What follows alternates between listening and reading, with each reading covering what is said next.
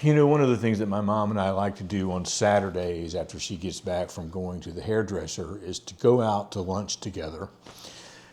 And most of the time, not all the time, most of the time we're going to a Chinese buffet. And it's one of my mom's favorite places to go eat. And, you know, we both wind up pretty much getting the same thing every time we go. But over the last few weeks, I have been off of carnivore more than I've been on carnivore. And so when I go to the Chinese buffet, I like to get, you know, fried rice and the stuffed dumplings and the fried calamari rings, all the things that are just so heavily carb laden that, but it is possible to go there and eat carnivore. So typically what I do when I am trying to stick to the carnivore diet, I will get some deviled eggs they have there. I'll get some boiled shrimp that they have available. Sometimes I will get some cabbage because even though it's not technically carnivore, there's so little carb activity going on there that it's just a nice little break. They have, you know, those chicken things on a skewer, and I'll get 2 or 3 of those. And typically maybe they have some whitefish and some mackerel, and I might get a little bit of both of those. And then again, not technically carnivore, but you know, the what is it, pepperoncini? And I don't know what they are. The little peppers, pepperoncini. I don't know how to pronounce it. Somebody will correct me in the comments, I'm sure. I love those things because they're hot, they're spicy, so I get that. And I can definitely settle in to not messing up my carnivore diet by going here. And right now, you know, at one time I was 215 pounds, and by over time being off carnivore more than being on carnivore, I've really enjoyed my food, but I've not enjoyed what's happened to my weight. And so when I got back from London, and you know, I'd eaten on the plane, and I'd eaten before getting on the plane, and I was stuffed, and I wasn't even hungry when I was on the plane. So I knew when I got home I was going to weigh more than I should, but I weighed 230 pounds. I mean, come on, give me a break.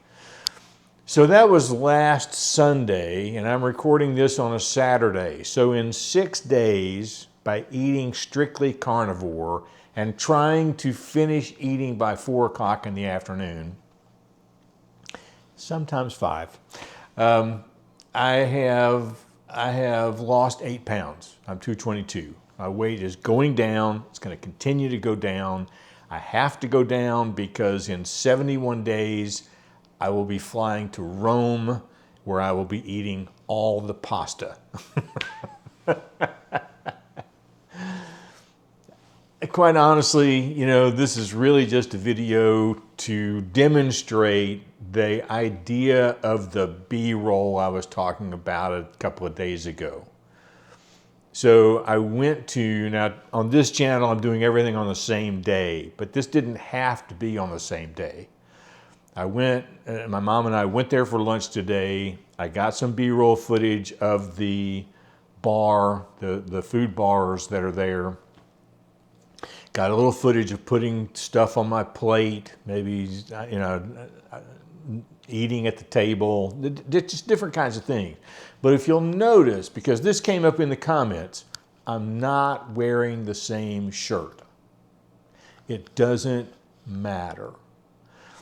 A lot of people who do this kind of B-roll on their videos, they're getting stock footage somewhere. You'll watch clips of videos where, you know, they'll be talking about going to the bank, and you'll see this video of this total stranger man handing money over to some woman behind the teller counter at the bank. That's stock footage that you have to pay for, but you need to be able to create your own. And so it doesn't have to be like a still shot like I was doing at Panera the other day. It could be a shot of walking past buildings, or just your feet as you're walking down a sidewalk, or other kinds of things that you can use to build this B-roll. You know, one of the things that I was talking to a photographer friend of mine about is that if I got some B-roll, maybe some slow motion B-roll of being out taking pictures with my phone or my camera on a tripod, and I'm putting my magnetic filters on the lens. Now I don't have to do that every time I go out to take pictures in landscape photography. I don't have to worry about getting the camera to do a close-up of my lens and getting the filters on and getting things adjusted. I can go out once, put those clips together, and then every time I go out, if I want to insert something about putting a particular filter on my lens, I just pull that B-roll out of my library and slap it in the video. And it just saves me time of having to change cameras around, change frame rates, change this, change that, re-edit the clips when I get them into DaVinci Resolve. I have those clips available. That's really what I'm talking about. It's just sort of a bank of clips that help describe the scene that you're in, but it doesn't have to be the same clothing. Your hair doesn't have to look the same. Now, somebody mentioned in a comment that they were watching a video of somebody who was decluttering, and they had redecorated their kitchen, and some of their B-roll was the old kitchen cabinets. Maybe it's time to update your B-roll at that point. And maybe that YouTuber is. Maybe they just haven't got there yet. So, let me know in the comments. Did you notice that I wasn't wearing the same shirt when you saw the B-roll? And let me know in the comments, did it matter to you that I wasn't wearing the same shirt when I was getting the B-roll? And that's it for today. We'll see you tomorrow.